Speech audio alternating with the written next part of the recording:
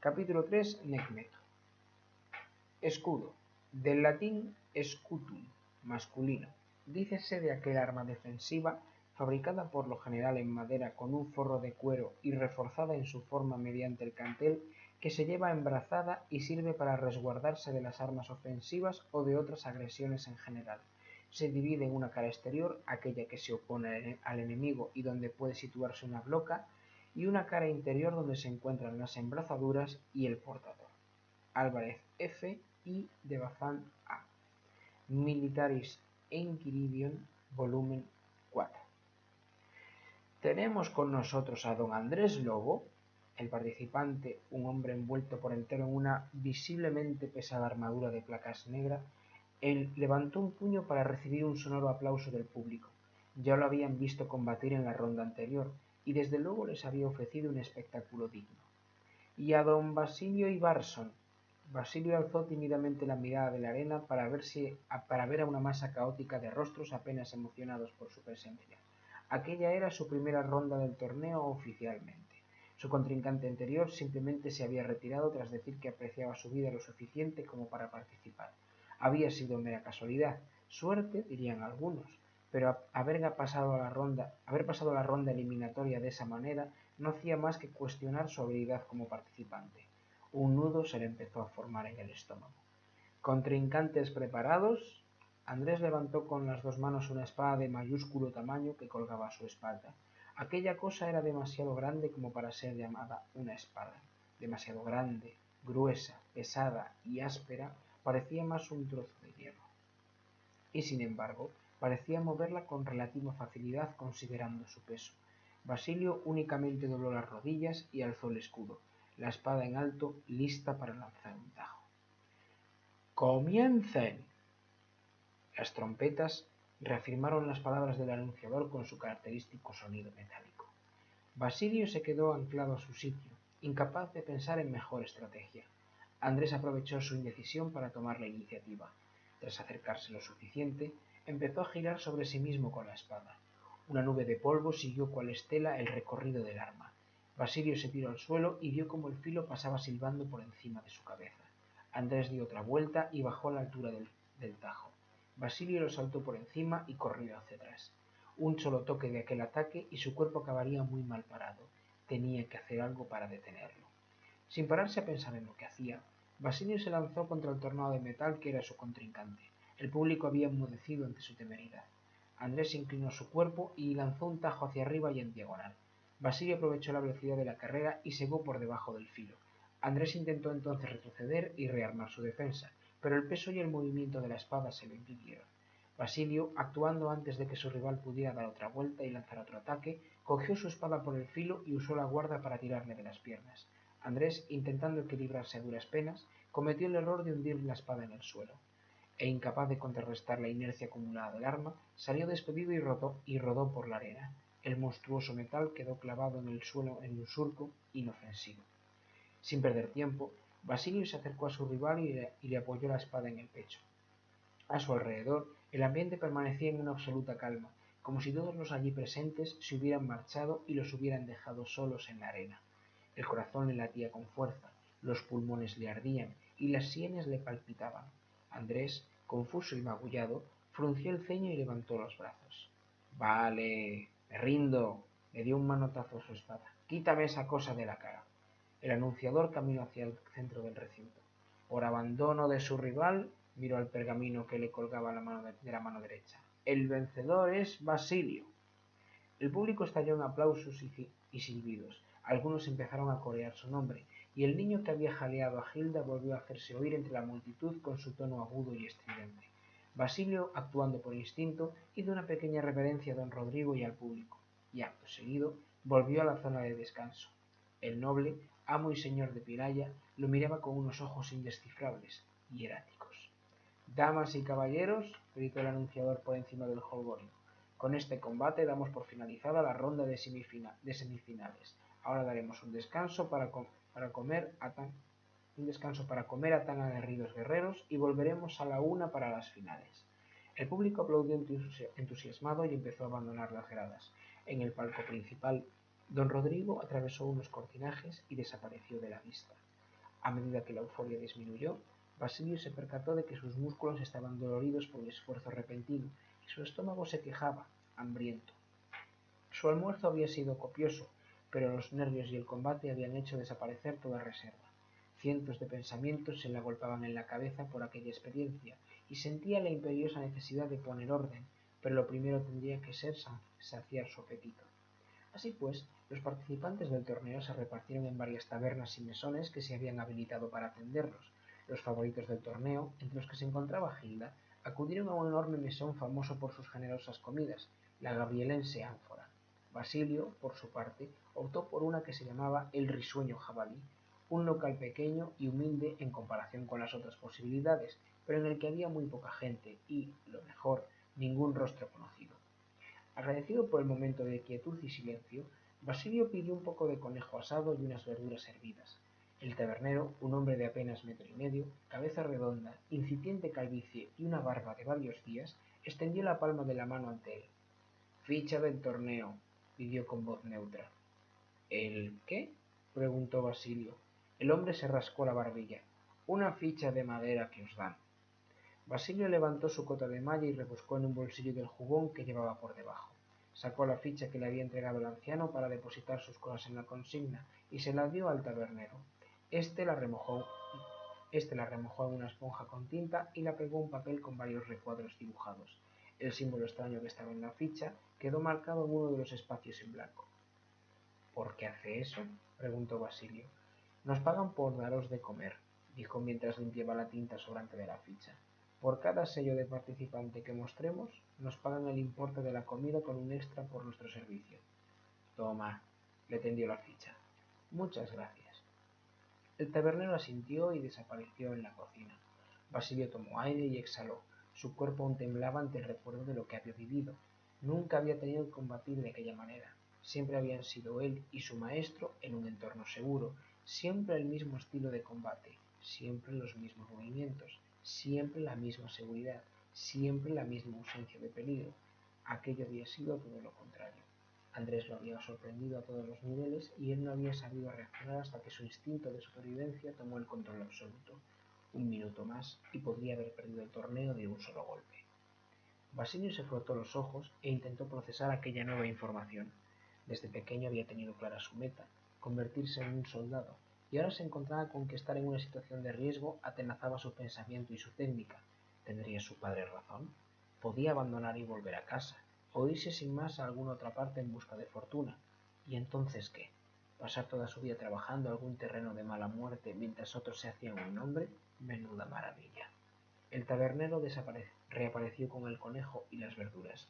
Basilio masculló un agradecimiento y se puso a comer con brusquedad. El conejo estaba tibio y algo reseco, y las verduras reblandecidas por hervir durante demasiado tiempo. Su manual de esgrima decía que aquella era una comida para guerreros que necesitaban recuperar fuerzas, pero con semejante bazofia en el plato parecía poco probable que fuera a resultar. Basilio se sintió tentado de gritarle al tabernero, pero se conformó con dar un sonoro puntapié a la barra. Una figura situada al fondo de la barra lo atravesó con la mirada.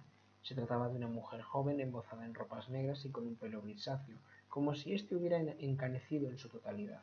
La cicatriz que cruzaba su nariz de lado a lado y los músculos marcados de sus brazos describían una vida de crudeza. Basilio apartó la vista de ella, pero no sus pensamientos. Aquella mujer sería poco mayor que él, y sin embargo parecía estar el triple de curtida. Debajo de su capa se adivinaban los pomos relucientes de unas dagas, y una ballesta de muñeca colgaba de su brazo derecho. El conjunto le daba sin lugar a dudas un aspecto amenazador. Basilio no pudo evitar sentir algo de envidia hacia ella. Fuera quien fuera, seguro que contaba con múltiples historias a sus espaldas, aunque no fueran del todo honorables o legales. Miró de nuevo al plato y respiró hondo. ¿Qué demonios estaba diciendo? Un ligero traspiés en el camino y ya se había rendido. Si todo fuera fácil de alcanzar, el mundo estaría lleno de guerreros y de ricos.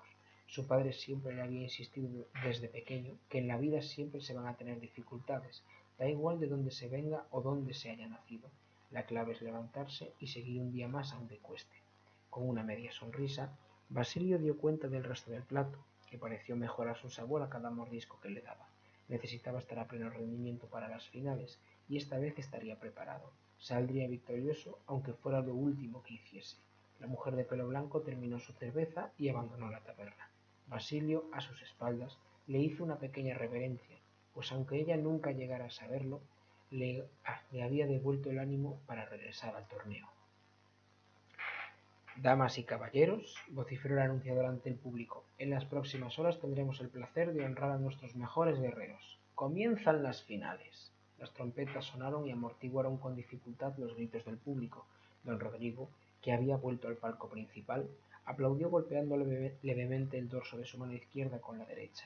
En el recinto de combatientes, los guerreros golpearon los escudos o lo que tuvieran a mano para marcar un ritmo que se fue acelerando hasta culminar en un grito. Basilio participó de la euforia y se animó a lanzar un grito. Un leve cosquilleo le subió por la espalda. Para el primer combate tendremos a don Ramón Barablanca. El rubio entró a la arena y saludó al público, que lo recibió con un aplauso. A pesar de su derrota inicial ante Gilda, aquel joven de rostro aniñado había logrado abrirse paso en la repesca.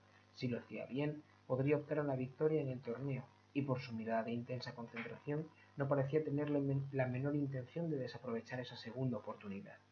Y a don Basilio Ibarson. Basilio se acercó a la arena e hizo una reverencia a don Rodrigo y al público. Los argueses respondieron con silbidos y con sendos aplausos. Por su parte Ramón, al darse cuenta de que no había saludado al señor de la ciudad, se dio la vuelta e imitó el gesto de Basilio con nerviosismo. Don Rodrigo, con una media sonrisa que desencajaba por completo en sus facciones serias, asintió a ambos guerreros. ¿Combatientes listos?, preguntó el anunciador. Ramón se golpeó el pecho con el puño y asintió. Basilio simplemente asintió y se puso en posición. El rubio le había dado muchos problemas a Gilda, era hábil y de reacciones rápidas, y tenían una edad y un peso muy similar. Aquí no habría fuerza bruta, sino agilidad. Un paso en falso y Ramón le barrería al suelo con su vara de madera. Basilio notó cómo los músculos se le contraían, el tiempo parecía ir más despacio y el ruido de su alrededor dejó de registrarse en su cabeza. ¡Comiencen! Basilio y Ramón permanecieron quietos en su sitio. Ninguno de ellos se movió un ápice, esperando a que el otro hiciera el primer movimiento. Basilio rompió la quietud y empezó a moverse hacia la izquierda, y Ramón lo imitó moviéndose hacia la derecha. Poco a poco empezaron a describir un diminuto círculo en el cual ninguno tomaba la ventaja. Si uno aceleraba el paso, el otro lo aumentaba también, y si disminuía, el otro se ralentizaba. Desde las gradas, aquellos dos jóvenes recordaban a los leones rampantes de las banderas de Abel, animales salvajes compitiendo por un terreno de caza, listos para saltar a la yugular de su rival al menor descuido. Ramón cortó el círculo y cargó contra Basilio. Este levantó el escudo esperando un golpe, pero el rubio lo saltó por encima hasta situarse a su espalda. Basilio solo tuvo tiempo de interponer la espada para desviar el golpe. En busca de respiro, Basilio se echó al suelo y rodó para ganar distancia, pero Ramón lo atosigó con su vara para que no pudiera levantarse.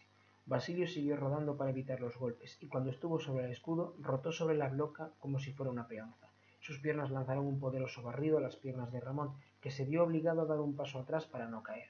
Basilio aprovechó para lanzar un tajo con la espada que le diera espacio para levantarse. Ramón intentó disuadirlo bajando sobre la vara, pero dio con el escudo que Basilio ya había puesto en alto. Con ambos rivales otra vez frente a frente, Basilio lanzó una estocada baja a su rival, que la desvió fácilmente con un toque de la vara. Aprovechando el movimiento circular, Basilio giró sobre sí mismo y dio un revés con el escudo. Ramón intentó apartarse, pero su hombro izquierdo recibió un golpe que lo hizo trastabillar. Basilio giró una vez más e intentó lanzar un tajo descendente con la espada, pero Ramón se abalanzó sobre sus piernas con la vara en horizontal. Basilio perdió el apoyo y cayó de bruces al suelo. El rubio, sin perder un momento, se le subió encima y usó la vara para tirar de su cuello, amenazando con ahogarlo. Con las piernas arrodilladas le hacía presa en los brazos, impidiendo que los usara para defenderse. Señor, no quiero hacerle daño, le susurró Ramón. Por favor, ríndase. Basilio no respondió e intentó forcejear, pero la presa parecía irrompible. Ramón aumentó la presión sobre su nuez y pronto le empezó a faltar el aire. Boqueó como pudo para intentar respirar, pero la visión empezaba a nublársele. ¿Se rinde, don Basilio?, preguntó el anunciador que se había acercado a ellos. ¡No!, gritó Basilio, y con tremendo esfuerzo arqueó su pierna derecha hacia arriba, logrando golpear la espalda de Ramón, que se tuvo que echar hacia adelante para evitar los taconazos. Basilio, liberado del peso en sus piernas, se impulsó con ellas hacia arriba y levantó a Ramón en el aire. El rubio intentó soltarse, pero Basilio le agarró las piernas y se tiró de espaldas con todas sus fuerzas. Ramón se estrelló contra el suelo y Basilio se apartó de él para tomar aire y recuperar sus armas. A duras penas, ambos contrincantes se pusieron en pie. Los dos jadeaban con fuerza, y tanto sus armas como sus armaduras estaban embadurnadas en polvo y tierra. Se miraron durante unos segundos, y ambos comprendieron que ninguno se iba a rendir. Si salían de aquella arena, serían cabestrillo e inconscientes. Ramón hizo un rápido fondo a alturas de su rival, pero éste lo retuvo con su escudo. Ramón entonces lanzó la vara a un lado, se apoyó en el escudo y con su propio peso lo hundió en la arena. Basilio tajó con la espada para alejarlo, pero el rubio simplemente rodó y recuperó su vara. Con el escudo de lágrima clavado al suelo por su punta, Basilio había quedado arrodillado y atado por las embrazaduras con las que lo asía. Ramón empezó a tosigarlo aprovechando su ventaja, y Basilio se defendió a duras penas mientras se intentaba liberar de aquella trampa. El rubio lo rodeó y atacó su lado izquierdo, el más vulnerable, y conectó un portentoso golpe en la nuca. A Basilio se le nubló la vista, y un molesto pitido empezó a resonarle en la cabeza. Intentó con todas sus fuerzas levantarse, pero su cuerpo no respondía. Por no poder continuar combatiendo a su rival, escuchó en la lejanía. El ganador es... ¡No! Gritó con todo el aire que pudo reunir. ¡Aún no me he rendido! Ante sus ojos se perfilaron unas zapatas de exquisita calidad. Don Basilio, dijo el anunciador, no puede seguir combatiendo en su estado. Debe rendirse. Ayudándose del brazo derecho y de su cabeza, Basilio levantó el tronco del suelo. Las piernas, quejumbrosas, acabaron por colaborar. Finalmente, aunque tambaleante, logró ponerse en pie y alzar la espada. El escudo simplemente se quedó en el suelo. He dicho que aún no me rindo, insistió. El anunciador sopesó su afirmación y por un momento Basilio temió que lo descalificaran, pero al final se hizo a un lado y le dejó proseguir. Ramón estaba detrás y lo miraba con los ojos muy abiertos, como si no acabara de creerse lo que estaba viendo. Basilio escupió al suelo, la saliva tenía sangre. Vamos allá, susurró. Basilio se acercó renqueante a su rival e intentó un corte en horizontal. La espada repentinamente pesaba demasiado y apenas pudo darle fuerza a su ataque. Ramón se hizo a un lado con lentitud y lo tumbó en un agarre. En cuanto lo tuvo en el suelo, el rubio le dio otro golpe en la cabeza, esta vez en la sien. Basilio se sintió desvanecer en la penumbra.